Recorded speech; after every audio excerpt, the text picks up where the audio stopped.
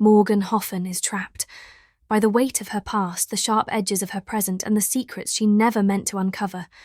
Between relentless bullying at school, a broken home, and a spellbook that seems more sinister than silly, Morgan's life spirals into the unknown.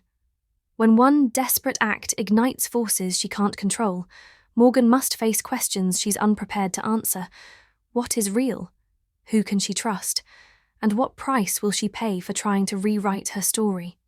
Step into the world of My Fiend Friend, an insane, thrilling twist of a tale of resilience, dark mysteries, and the lengths we go to for belonging. Morgan's journey will linger with you, leaving you desperate to know. What happens next? Chapter 1. Unseen Battles. In the desolate heart of rural Texas, where the horizon stretched endlessly and the silence was as heavy as the summer heat, lived Morgan Hoffen.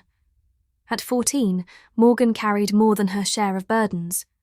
She was shy, self-conscious about her overweight frame, and bore the kind of quiet sorrow that comes from growing up feeling invisible. Her home was a modest, weather-beaten house, barely standing against the elements. She shared it with her father, Robert Hoffen, a wiry man with sun-scorched skin, a perpetual scowl, and an ego that filled the room more than his presence ever did. Robert wasn't the kind of man who softened at the sight of his child. He had wanted a son, someone to fix engines with, watch football games, and share beers on the porch as the Texas sun dipped low. Instead, he got Morgan. For Robert, Morgan wasn't a daughter, but a reminder of everything his life wasn't. He rarely spoke to her beyond gruff commands or biting critiques, leaving Morgan to navigate her world in silence, craving a connection she never dared to ask for. Her mother, Angelica, had once been the flicker of warmth in their cold, unkind home. She was beautiful in a way that made people stop and stare. Wild, platinum blonde hair, a crooked yet radiant smile, and eyes that seemed to hold secrets too heavy for anyone else to bear. Angelica was a paradox, soft yet jagged, fragile yet fierce. But she carried her own demons, and they always won. Drugs and alcohol became Angelica's solace, her escape from a life she never truly wanted. Morgan would sometimes catch her mother in the bathroom, head bowed over the counter, white powder vanishing into her nostrils. "It's Mommy's medicine, sweetheart," Angelica once said, her voice dripping with an almost cruel gentleness. "It keeps me awake." Morgan never asked again. She didn't need to. The truth hovered in the air like the scent of cheap whiskey that clung to her mother's skin. Angelica's love for Morgan was real, but it was unreliable, like a flickering light bulb in a dark room. There were moments when she would sing off-key lullabies, her voice cracking with laughter, or braid Morgan's hair with a tenderness that made the girl feel, for just a moment, like she was enough. But those moments were rare, swallowed by the chaos of addiction and the volatile storms of Angelica's marriage to Robert. When Angelica died, it felt inevitable. Morgan was 12, still clutching onto the fragile hope that maybe her mother would pull herself together. She came home from school that day, her backpack heavy with books and her mind preoccupied with the latest insults hurled at her in the lunchroom. She found Angelica in the bathtub. The water was murky, tinged with the eerie stillness of death. Pills floated on the surface, their pastel colours mocking the scene, while empty beer bottles stood like silent witnesses to her final moments. Accident or suicide? No one ever truly knew. Morgan often wondered if even her mother had known. Angelica's death carved a hollow space in Morgan's chest that never quite filled. The memories became her only comfort. The sound of her mother's laughter, the soft lullabies, the feel of her hands brushing through her hair. But even those memories felt tainted, like treasures buried under too much dirt to ever shine again. In the years that followed, Morgan learned how to build walls around her pain. She didn't talk about her mother, not to her teachers, not to her classmates, and certainly not to Robert, who carried on as if Angelica had never existed. But Morgan couldn't erase the ache, the nagging sense of being adrift in a world that didn't want her. She walked through life feeling invisible, like a ghost haunting a story she didn't belong in. And yet, somewhere deep inside, she clung to the faintest spark of hope. A desperate, unspoken wish that maybe, just maybe, there was a place for her in this cruel, beautiful world. Robert, though deeply flawed, carried his failures with an air of defiant pride, as if his refusal to take responsibility somehow proved his strength. Angelica's death didn't break him. It hardened him, transforming him into something colder, sharper, and infinitely crueler. His bitterness became his shield, and he wielded it like a weapon, striking out at anyone who crossed his path, especially Morgan. Taking custody of her wasn't an act of love. It was a duty, an inconvenience he begrudgingly accepted. To Robert, women were inherently weak, their purpose confined to obeying the rules set by men, rules set by him. The house they shared was a reflection of his neglect, a monument to his indifference. The roof sagged under years of wear and apathy, the walls seemed to groan with the weight of a life half-lived, and the yard was littered with rusted, forgotten cars. Robert insisted they were a business opportunity, a project to repair and sell. But everyone in town knew the truth. The cars weren't about profit, they were his escape, a distraction from his failures and a convenient excuse to avoid Morgan. For Morgan, life was a relentless cycle of isolation and hostility. At home, she was invisible unless Robert needed someone to bark orders at. At school, she was a target. Her classmates honed in on her vulnerabilities with the kind of cruel precision only teenagers can muster. They mocked her weight, her awkward shyness, and the worn, outdated clothes that marked her as different as less. The world seemed determined to reject her, to make her feel small and unworthy. In the midst of it all, food became her sanctuary, the one place she could find comfort and control. It was her escape, her solace in a life that offered little else. Her crystalline blue eyes, as vibrant as the ocean beneath a summer sun, and her thick, wavy blonde hair, qualities her mother had once called her greatest beauty, were now hidden behind layers of insecurity and shame. Yet, buried deep beneath the weight of neglect and grief, was a flicker of something stronger. Morgan Hoffen wasn't just the forgotten daughter of two broken people. She was a survivor. Beneath the bruises life had left on her spirit was a quiet defiance, a tiny ember that refused to be extinguished. Every school morning began the same way, a half-mile walk from her bus stop that felt more like a pilgrimage than a commute. Morgan's heavy backpack, crammed with textbooks, weighed her down as she clutched her homework binder to her chest. It refused to fit inside her bag, leaving her to carry it like a fragile, burdensome shield. She lived on 14th Street South, house number 821, a lonely stretch of pale gravel and dirt. The road stretched out endlessly, shrouded in the sticky embrace of humidity that made every breath feel thick and suffocating. Even in the early hours, when the sun was only beginning to yawn awake, the air carried the weight of an unrelenting summer. It clung to her skin like she'd been sitting in the sweltering heat for hours, or trapped in a steaming sauna. With each step, her worn-out sneakers crunched against the gravel, the sound rhythmic and familiar. She fell into a kind of trance, counting her footsteps like they held some secret power to make the journey bearable. 1, 2, 3. She didn't look up until the weathered stop sign at the end of the road came into view. Stopping there, she hesitated for a moment, her fingers tightening around the edges of her binder. The same question repeated in her mind as it did every morning. What will today bring? To escape the ache of reality, Morgan Hoffen let her imagination take the reins. In her mind, she wasn't the girl ridiculed for her weight and thrift store clothes. She was Morgan Hoffen, Miss America, poised and radiant on a glittering stage. Roses spilled from her arms, and her dazzling smile lit up the room as the crowd cheered her name. The fantasy was her refuge, a flicker of light piercing the heavy shadows of her heart, a fleeting whisper that hope, no matter how faint, still clung to her.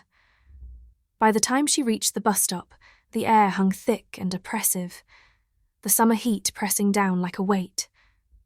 The dirt road shimmered under the relentless glare of the sun, and Morgan stood in silence, nudging small rocks with her shoe to distract herself. When the low rumble of the approaching bus broke the stillness, a familiar dread twisted in her chest. As the metallic groan of the bus doors echoed in her ears, her heart sank like it always did. She climbed aboard, scanning the rows with desperate hope for an empty seat, a quiet corner to disappear into. But, like so many days before, the bus was crammed with bodies, and her prayers for solitude went unanswered. The mocking began before she even reached the halfway point of the aisle. The voices, sharp and cutting, sliced through the air like daggers, tearing at the fragile walls she had painstakingly built around herself. "Here comes the earthquake!" a boy shouted, his cruel laughter ringing out above the hum of the engine. He was always the first to taunt her, his words cruel and calculated, designed to draw blood. Their bus erupted in laughter, harsh, merciless, and echoing in the confined space, each note stabbing deeper than the last. Morgan kept walking, her chin tucked to her chest, her face burning with shame. She tightened her grip on her daydreams, clutching them like armor against the storm of cruelty. But no matter how hard she tried to hold on to that stage, those roses, that applause, reality, dragged her back down into its merciless grip. Morgan forced a smile, the kind designed to say, "You didn't hurt me." But inside, humiliation stung like fire, spreading hot and merciless through her chest. Her eyes prickled with unshed tears, but she kept them cast downward, determined not to give her tormentors the satisfaction of seeing her break. The bus lurched forward, its sudden motion making her stumble. She caught herself just in time, but the kids erupted into a fresh wave of laughter. "We survived this time," someone shouted, their voice sharp with mockery, setting off another round of cruel hilarity. Morgan's cheeks burned crimson as she hurried down the aisle, praying the ordeal would end. But as always, the torment had more to give. A boy stuck out his leg at just the right moment, and she didn't see it until it was too late. Her foot caught, and she fell hard onto the grimy floor, her homework binder slipping from her grasp and skidding out of reach. The laughter exploded, louder and more relentless than ever, ringing in her ears and echoing through her skull. Her hands trembled as she scrambled to her feet, snatching up her binder with a desperate grip. She slid into the nearest open seat, her head ducked low, cheeks hot with embarrassment. The heat of their mockery felt unbearable, and all she wanted was to disappear, to vanish into thin air and escape the prison of their cruelty. "All right, that's enough." The bus driver's voice cracked like a whip over the intercom, sharp with irritation. "Settle down, now." The noise simmered to a dull murmur, but the damage had been done. Morgan clutched her binder as though it could protect her, staring at her lap in silence. The day had barely begun, and she already felt crushed under its weight. As the bus carried on, the usual chaos returned, shouting, laughing, arguing, but Morgan tuned it out, turning to the window. The sun's glare blurred her reflection, turning it into a faint, ghostly outline. She welcomed the distraction, letting her mind drift somewhere far away, anywhere but here. "Hey." The voice startled her, low and calm, but too close for comfort. Morgan turned slightly, her gaze landing on an older teen sitting across the aisle. The girl had long bangs that veiled one eye in a dramatic swoop, a deliberate style choice that screamed poser to Morgan. She resisted the urge to roll her eyes, already cringing internally at the girl's overdone attempt at edginess. Her long, jet-black hair fell in a glossy curtain over one shoulder, and thick eyeliner smudged around her pale face gave her the look of someone trying far too hard to be mysterious. A smattering of freckles dusted her nose and cheeks, a contrast to her hardened expression. She chewed her gum with methodical defiance, her sharp eyes fixed on Morgan like she was sizing her up. Next to her sat a boy older and sharper looking, his smirk curled at the edges with quiet amusement. He glanced at Morgan, chuckling softly, the sound laced with subtle mockery. They both wore the same dark, edgy aesthetic, oversized black hoodies, skinny jeans, and heavy boots that looked like they belonged in a punk band. To Morgan, it was all an act. People like them weren't genuine. They were posers through and through. She gripped her binder a little tighter, wary of what they might want. "Shut up," the girl said, swatting the boy lightly on the chest with the back of her hand. Her smirk lingered as she turned her attention back to Morgan. "What's your name?" Morgan hesitated. The sudden attention made her stomach twist in knots. She couldn't tell if the girl was genuinely curious or setting her up for some kind of joke. "Still," she answered, her voice barely above a whisper. "Morgan." The girl tilted her head, snapping her gum between her teeth. "Morgan, huh? Okay." She leaned toward the boy, whispering something into his ear. His smirk widened, and he stifled a laugh. "I'm Z," the girl said, leaning back with a self-assured grin. Morgan blinked. Z. The name sounded like it belonged in a bad teen movie. She bit the inside of her cheek, holding back a laugh. Not because it was funny, but because the absurdity of it all left her unsure how to react. "This is Justin," Z said, gesturing to the boy beside her. "Don't tell her my name," Justin muttered, shaking his head as though Morgan wasn't even worth knowing it. Z ignored him, her grin widening. "Hey, can I ask you something?" she said, leaning forward slightly. Her gum chewing slowed, and her tone dripped with fake curiosity. Morgan shifted uncomfortably, but nodded. "Sure." Z's lips curled into a smirk. "Is it true you prostitute yourself for money?" The words hit like a slap, and for a moment Morgan couldn't hold her tears in, and they flowed down, but she kept quite turning away from them and looked outside the window, as laughter erupted from Justin beside Z. His head thrown back as though the insult was the funniest thing he'd ever heard. Justin leaned closer to Morgan, his laughter bubbling over into cruel words. "Is it true you suck your dad's dick for money?" Z's eyes widened in disbelief.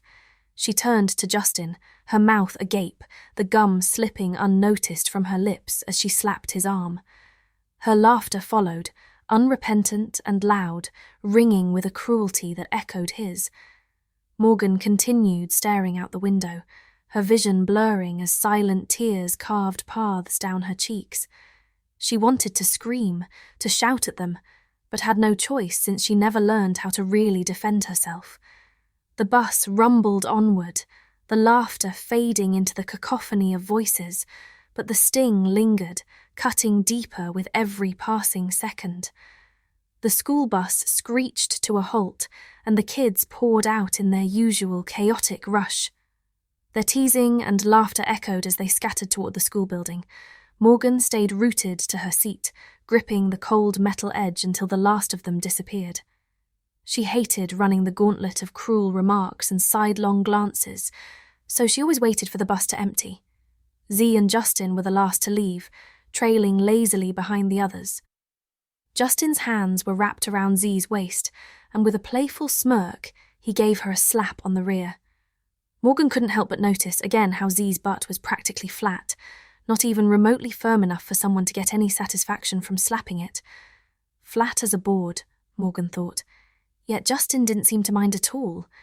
It was then that Morgan realised they weren't just friends as she'd originally thought, but a couple.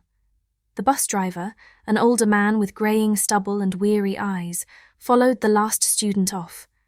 Morgan caught a glimpse of him pulling a cigarette from his pocket, lighting it with shaky hands.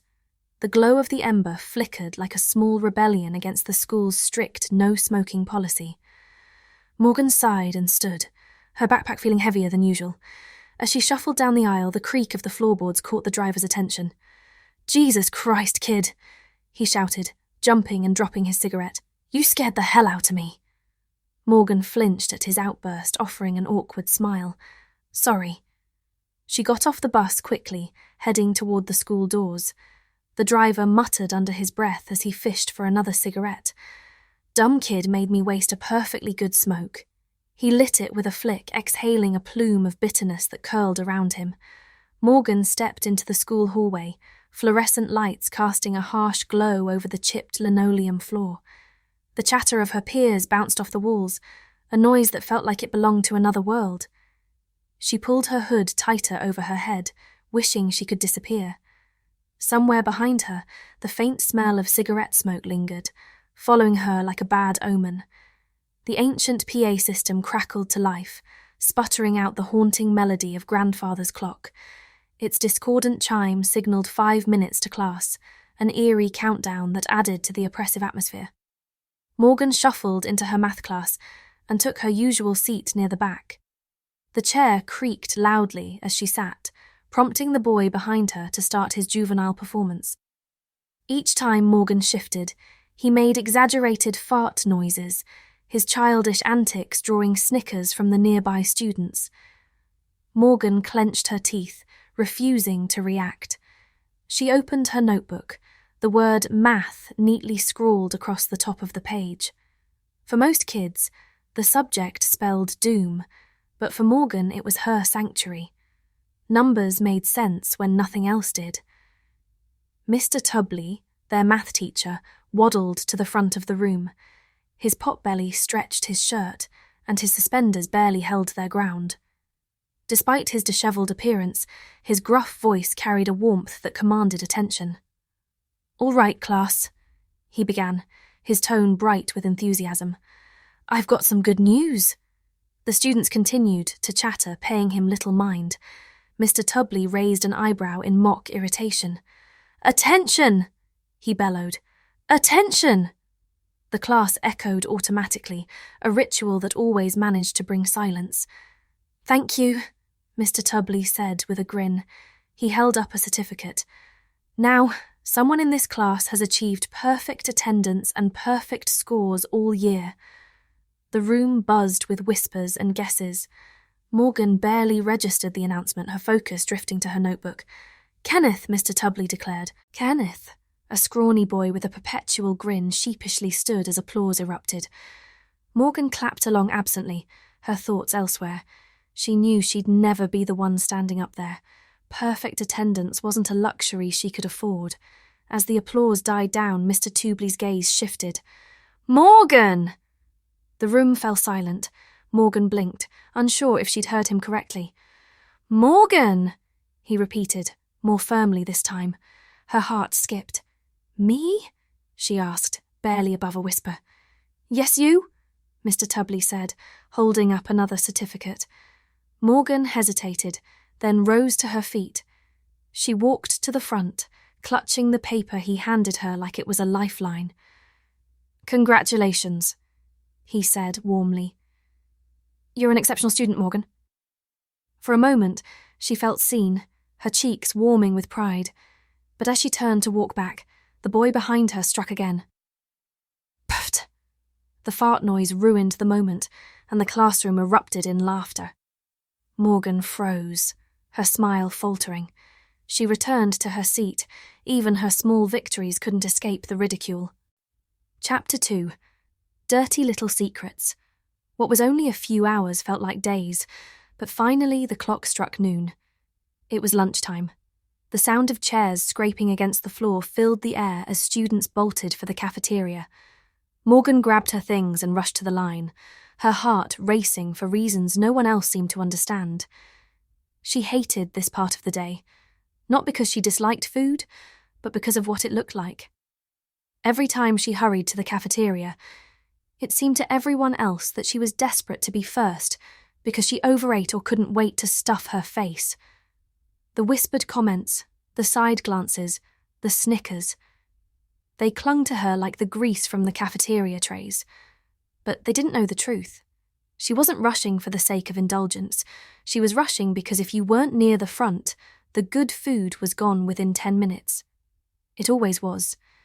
And when that happened, what remained were the leftovers, cold bread and processed cheese sandwiches, slapped together without care for those who either couldn't afford the day's hot lunch or simply lost the race to the front of the line.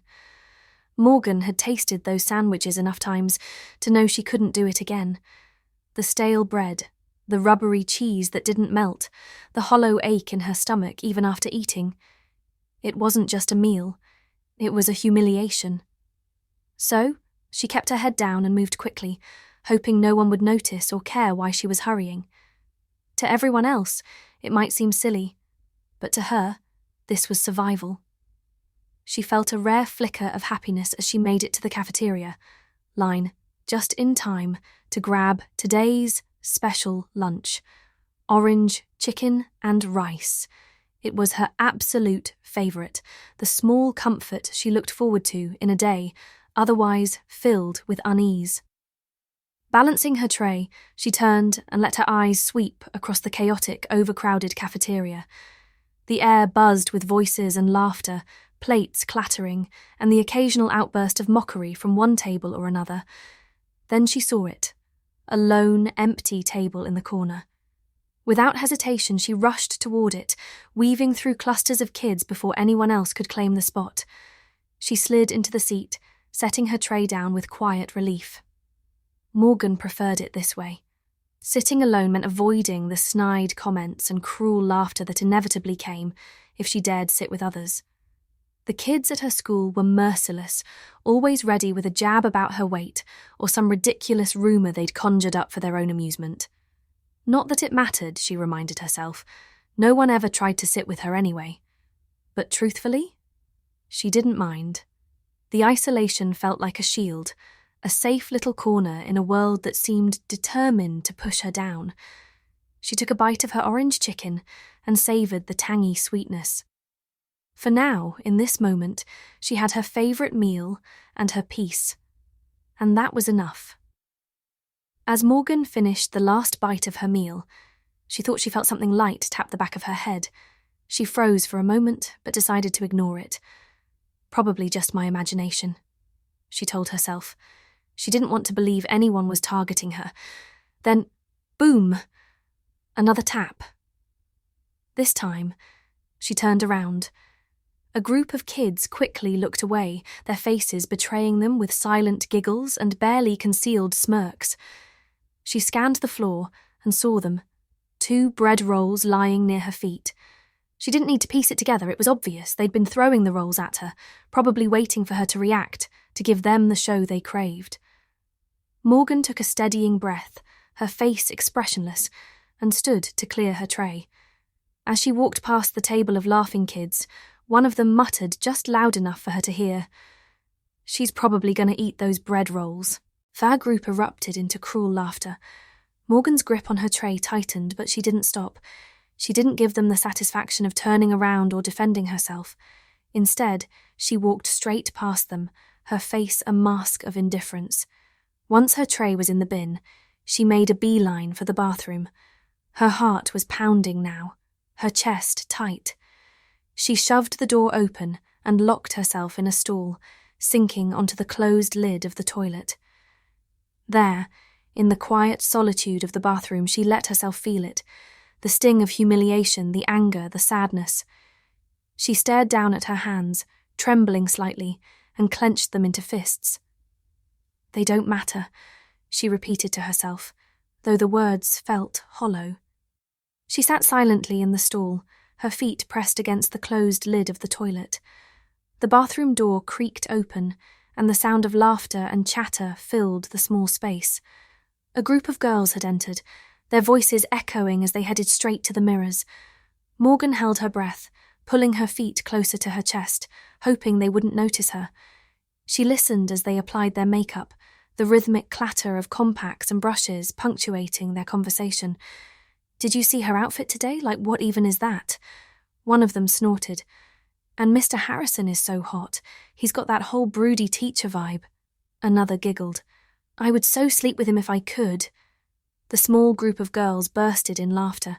Their words bounced off the tiled walls, shallow and mean-spirited without a care in the world. The centre of attention, somehow popular. Morgan tuned them out as best as she could, waiting.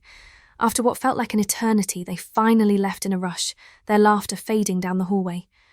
Morgan exhaled, her chest heaving as she tried to steady her nerves. But just as she thought she was alone again, the door opened once more. This time it was a boy and a girl, their voices hushed and full of mischief. Morgan froze, her body stiffening as she heard their footsteps shuffle across the floor.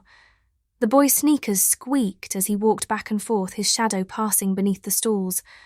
Morgan quickly lifted her feet again, tucking them out of sight. "There's no one here," the boy whispered. "Good," the girl replied, her voice dripping with playful seduction. The boy's voice was deeper than any other student in the school, an unusual baritone that set him apart from the higher-pitched chatter of his peers. Even some of the older boys couldn't match the depth of his tone. She wondered who this boy was. Morgan's stomach churned as the unmistakable sound of kissing cut through the air. It was wet, loud, and exaggerated, the kind of careless smacking that made her skin crawl. The noise seemed to echo, amplifying her discomfort. Her cheeks burned with embarrassment, and she quickly pressed her hands over her ears, desperate to block it out. But it was no use. The sound seemed to seep through, crawling under her skin and making her insides twist.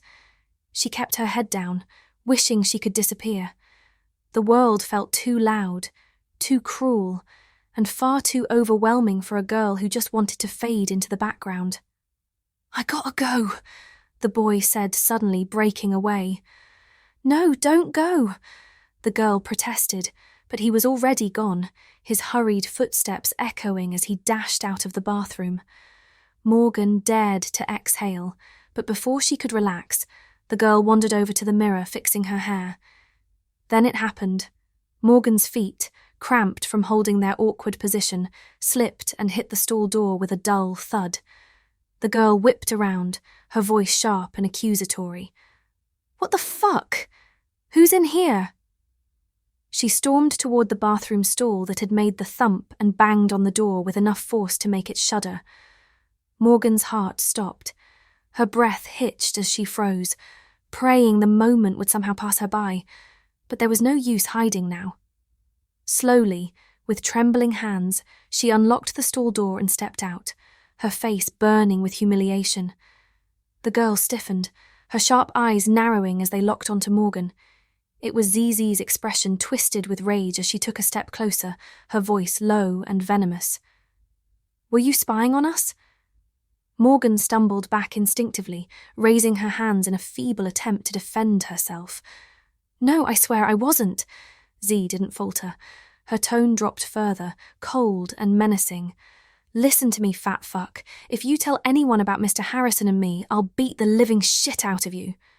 Her words landed like a slap, each syllable laced with a threat that was impossible to ignore. She slammed the stall door behind her, the force rattling the hinges, her movements sharp and deliberate, a warning in every gesture. Morgsh's breath caught in her throat, her mind raced, trying to piece together the fragments of what she'd just heard. "Mr. Harrison?" she whispered, barely able to get the words out. And then it clicked. The boy, no, the man, she'd heard earlier. His voice had been deeper than any kid in school, but she hadn't immediately recognized it as out of place. Now it was clear. He wasn't a student at all. It was Mr. Harrison. A teacher is fooling around with a student. Morgan stared at Z in shock, her eyes wide. The reaction was enough to ignite Z's fury.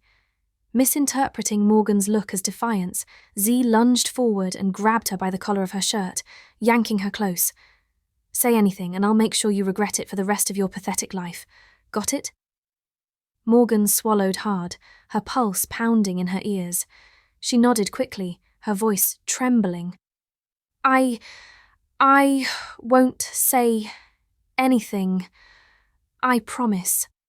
I swear Z's grip lingered for a moment, her eyes drilling into Morgan's as if searching for any hint of betrayal. Satisfied, she shoved Morgan back with a sneer. Without another word, she stormed out of the bathroom, leaving Morgan trembling, her knees barely able to hold her weight. And now Morgan knew a secret she never wanted to keep. She stared at the door Z had just stormed through, the air in the room thick with the tension left behind. Her lips parted in a disbelieving chuckle, a bitter smile curling at the corners of her mouth. Mr. Harrison. Wow. The absurdity of it clung to her like static, sticking to her thoughts no matter how hard she tried to shake it off. Taking a deep breath, Morgan steadied herself, her mind still reeling. With heavy steps, she left the bathroom, heading toward recess as the lunch period ended. The weight of the secret followed her heavier than the Texas heat. Chapter 3. Oh, the drama. The schoolyard buzzed with the familiar chaos of kids laughing, shouting, and running in every direction.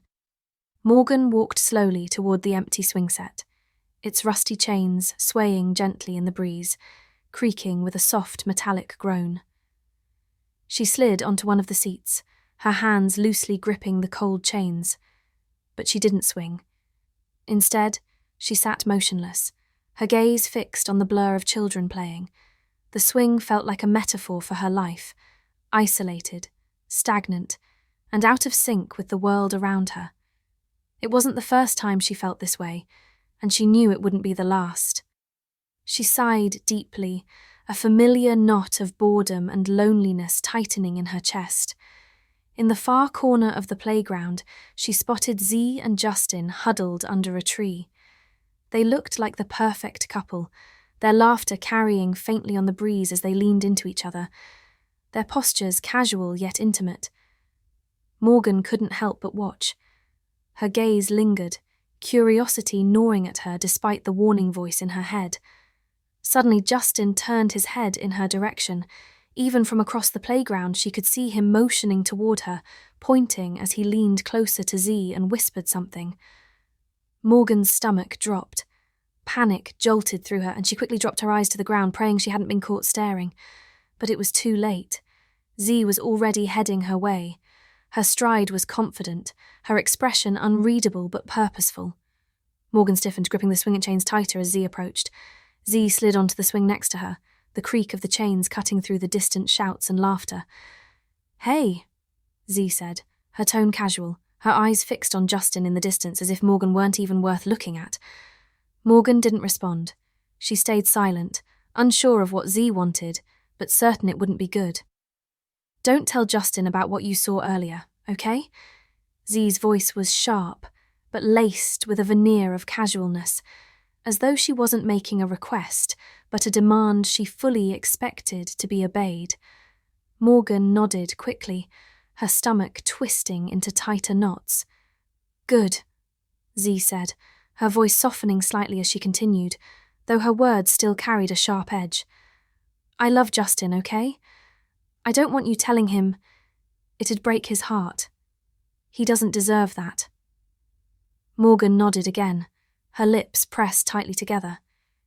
Z hesitated, her expression shifting into something unexpectedly vulnerable. Her tone dropped, becoming oddly confessional. "I've just been feeling off lately, you know. I missed my period and I think I might be pregnant, but the thing is..." Her voice lowered to a whisper, her next words barely audible. "I don't even know whose it is." Morgan's eyes widened, her breath catching in her throat. She stared at Z, her mind struggling to process the confession. Why was Z telling her this? They weren't friends, and hadn't the secret about Mr. Harrison been more than enough for one day? Z leaned closer, her eyes narrowing as her voice turned cold again. "Don't think I won't hurt you if you tell anyone." Morgan leaned back, her grip on the swing chains tightening as she met Z's gaze. Her voice was steady, low, and laced with quiet defiance. "I said I won't.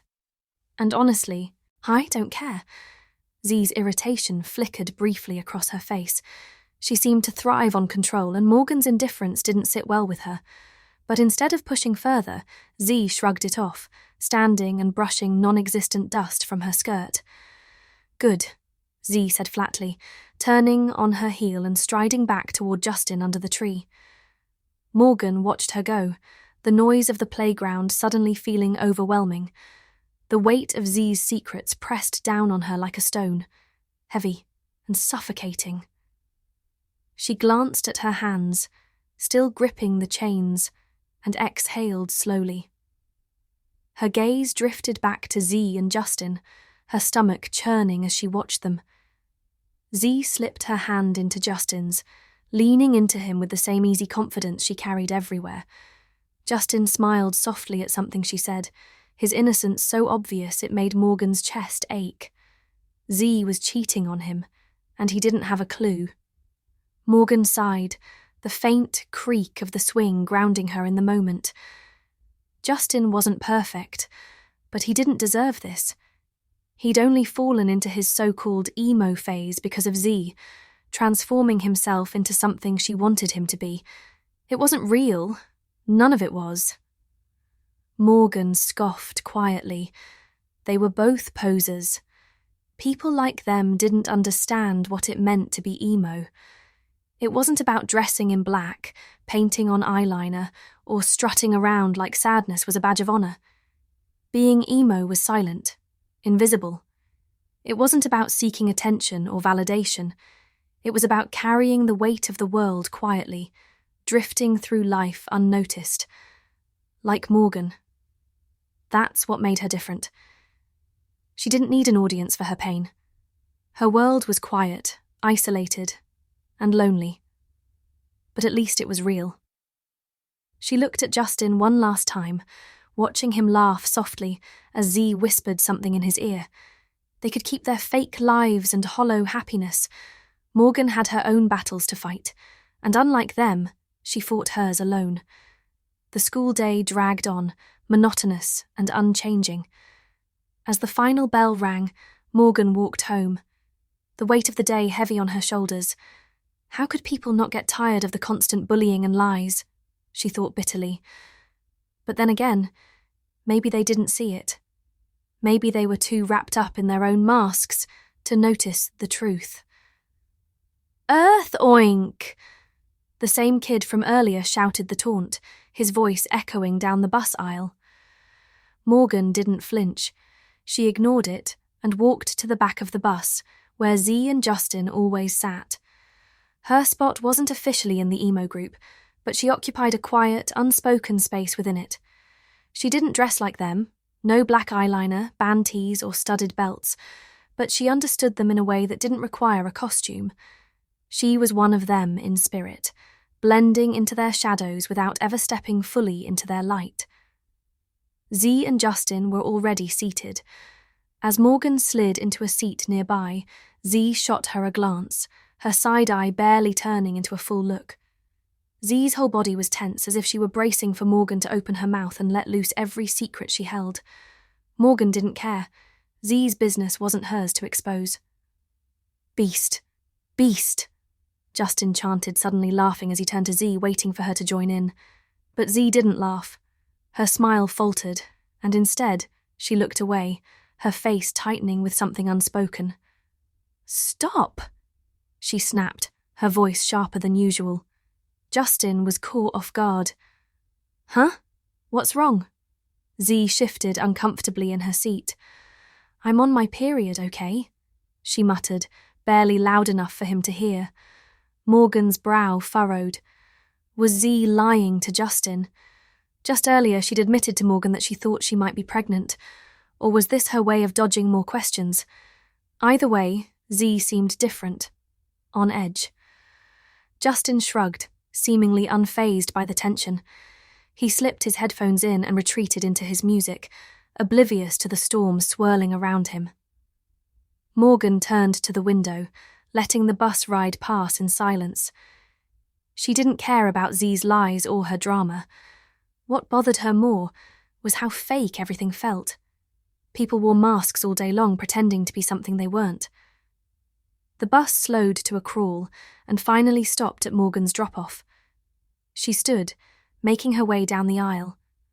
As she passed a boy in the middle row, she noticed his foot subtly shift, angled to trip her. Not today. Morgan adjusted her stride at the last second, stepping over his foot with ease. The boy frowned, disappointed by her escape. A chorus of boos erupted from the kids around him. Morgan ignored them all. Without a glance, she stepped off the bus and began the half-mile walk home. When she reached the house, it was exactly how she'd left it, messy and suffocating. The kitchen sink overflowed with dirty dishes, and empty beer bottles were scattered across the living room like a trail of broken promises. Her father lay on the couch snoring, with a baseball game murmuring in the background. His cap was pulled low over his face, hiding the glassy-eyed stupor she didn't need to see to recognize. Drunk again. Morgan sighed, shaking her head as she headed to the computer. She logged into Facebook, a space she didn't care much about but used to keep tabs on the chaos of her school. She had only 4 friends, none of whom were her father. Most were random profiles she'd accepted just to fill the emptiness of her list. Her profile wasn't real either. Her name was Pam. Her profile picture was a generic kitten, and there was nothing on her page that could tie it back to her. It was her private, invisible perch where she could observe without being seen. Scrolling aimlessly, she saw familiar faces from the bus, their fake smiles plastered across their profiles. She hovered over the post button, her fingers itching to spill Z's secret. But she couldn't. Z would know it was her. Secrets like that always had a way of unraveling on their own. Morgan shut the computer down and exhaled, standing up just as her father stirred. His sharp gasp and rough cough broke the silence. He sat up slowly, blinking at her with bloodshot eyes. "You just gonna sit there, lazy fat ass, or you gonna clean the damn house?" His words slurred together, heavy with liquor and irritation. He leaned back, tugging his hat down over his face again, signalling the end of the conversation. Morgan didn't respond. She knew this routine too well. Drink, sleep, insult, repeat. Fighting back was pointless. Instead, she grabbed the nearest trash bag and began cleaning the beer bottles and dirty dishes. The task was exhausting, not just physically, but mentally. Every dish scrubbed and every bottle tossed felt like erasing someone else's mess, cleaning up pieces of a life she didn't want to be part of. When the house was finally tolerable, Morgan retreated to the bathroom. She stepped into the shower, letting the hot water pour over her skin. The heat felt stifling, the steam pressing against her like the weight of her life. Cold water was never an option in their house. Broken plumbing made sure of that. After her shower, Morgan stood in front of the mirror, combing through her damp hair. She stared at her reflection, hating what she saw. Overweight. Unattractive. A body she felt trapped in, as though it weren't hers at all. She turned the mirror away. She couldn't look at herself any longer. Morgan crawled into bed, pulling the thin blanket over. Her room was little more than a converted closet, a cramped, windowless space her father had thrown together when they moved in. It barely fit her bed, but it was hers. The tiny room felt like her world. Small, lonely, and suffocating. But at least here, no one could reach her. And for now, that was enough. Chapter 4. The reason is you. Morgan flipped on the TV, the flickering screen illuminating the dim room as she scanned the titles of the VHS tape stacked beside the dusty old player. Her eyes locked onto the familiar spines. Miss America, 1989. Miss America, 1991. Miss America's greatest hits. She reached for her favourite and popped it in, the familiar hum of the VCR filling the silence. As the tape began to play, the same polished routines and glittering pageantry unfolded before her eyes.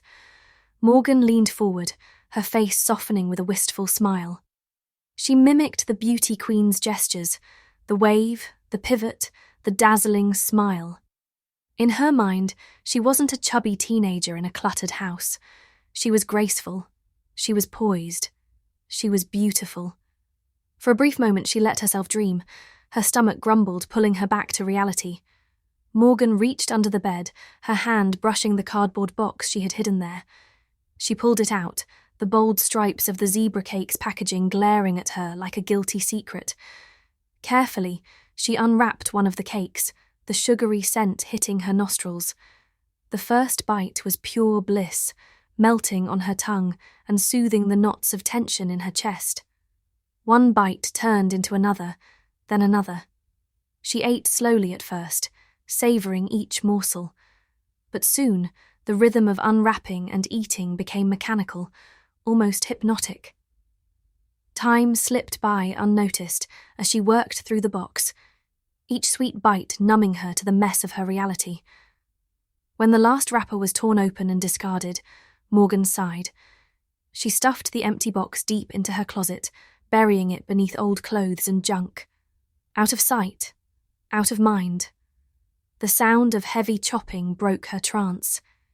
She followed the noise to the kitchen, where her father stood hunched over the counter, a butcher knife in hand. The dull thud of the blade striking the cutting board echoed in the tiny space. "What's that?" Morgan asked, leaning against the doorway. "Dinner," he replied without looking up. Morgan rolled her eyes. "Obviously. What kind of meat?" Her father paused, the knife hovering mid-air. "Rabbit." "Oh." The answer caught her off guard, but she wasn't disgusted. Rabbit wasn't exactly common, but it didn't seem too far-fetched. At least it wasn't something like rats or bats. "Is it good?" she asked. Her father smirked, the corners of his mouth curling upward. "Of course it's good. Why else would I cook it?" Morgan watched as he carried the seasoned meat to the backyard grill. The smell of charcoal smoke filled the humid air as he flipped the lid open and placed the meat on the grates.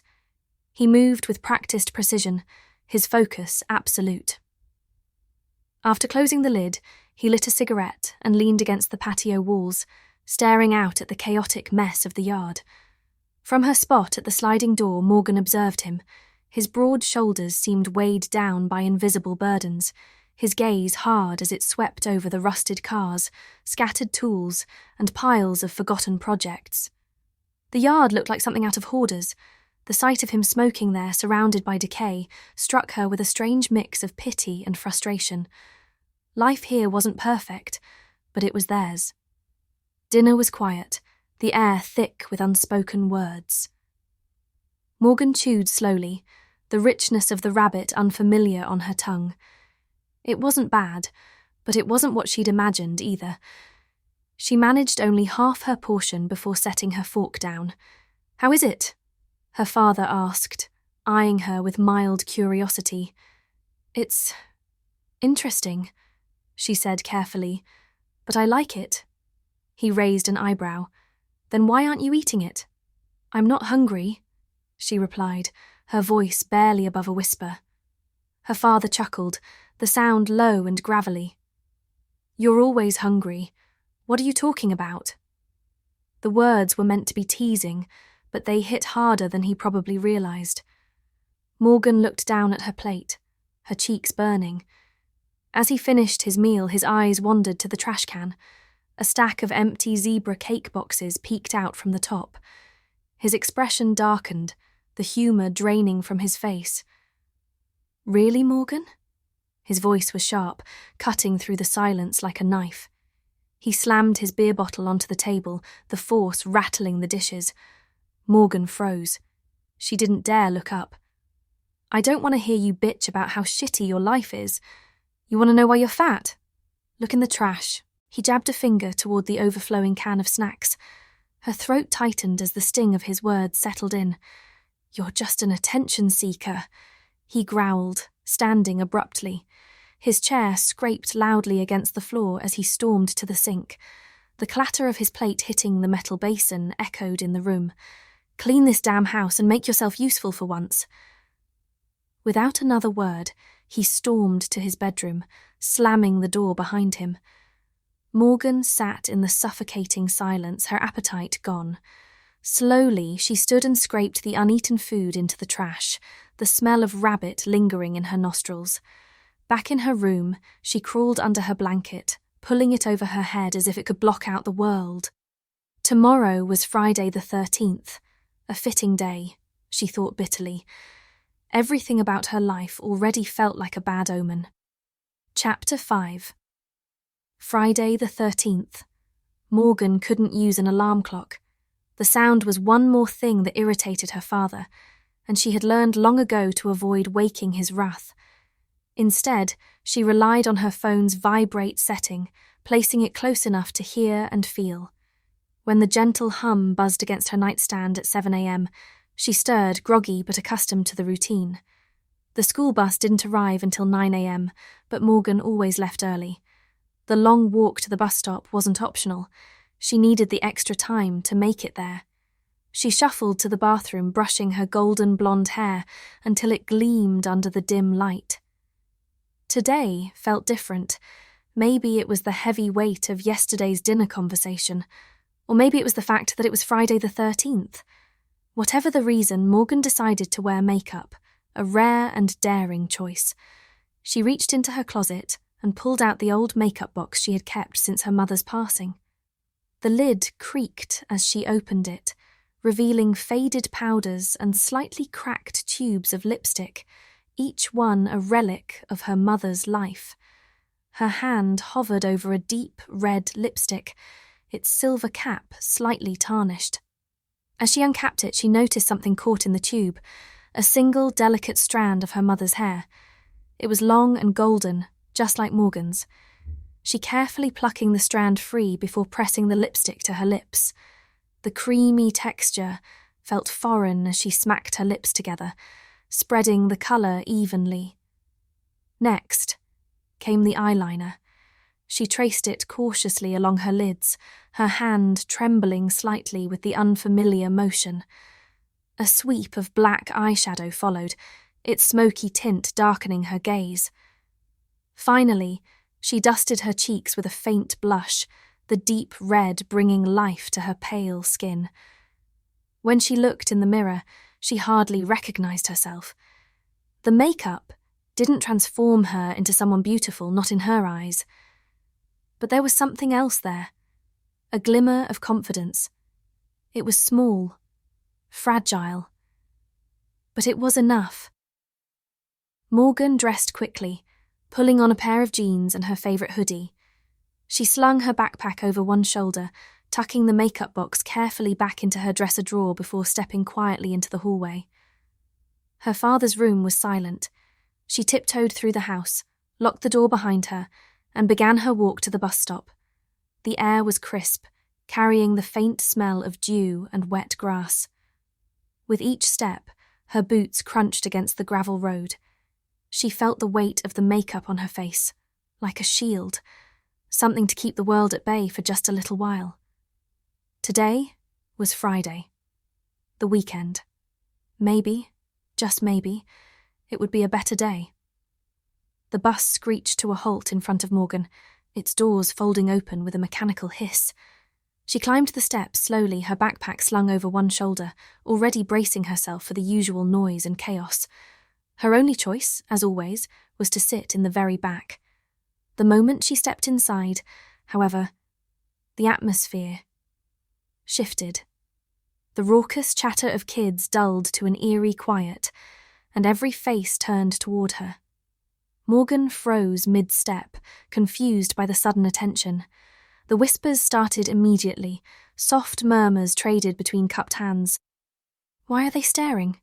She wondered, her stomach knotting. Was it the makeup? Did they think she looked pretty? The thought gave her a fleeting flicker of hope.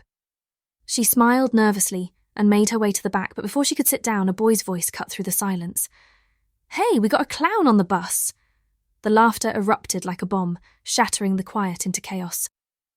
"Earth honk!" Morgan's face flushed hot with shame as the mocking voices swirled around her. Kids slapped their knees, pointing and doubling over as if the joke was the funniest thing they'd ever heard. She dropped into her usual seat, head bowed, trying to disappear into herself. She should have known better.